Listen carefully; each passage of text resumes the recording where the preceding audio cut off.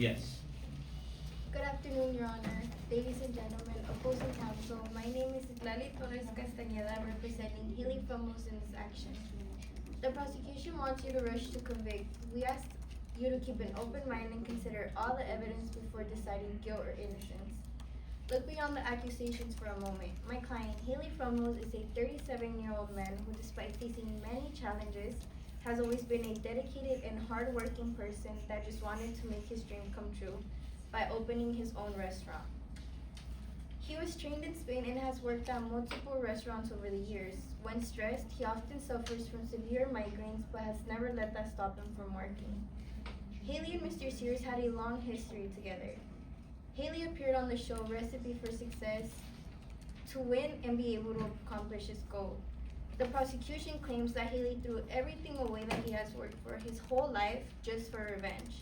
But the evidence will show that Haley would never poison Mr. Sears. He values his future far too much to jeopardize it for anything. It's not just a job for him, it's his life's work.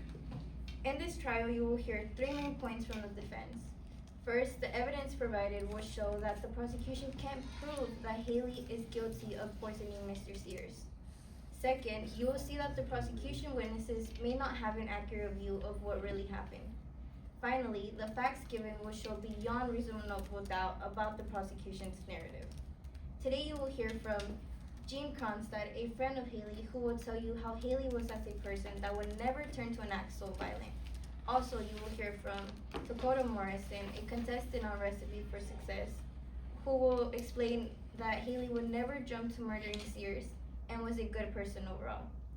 Dr. Rendon will explain how the sport concentration doesn't actually prove anything.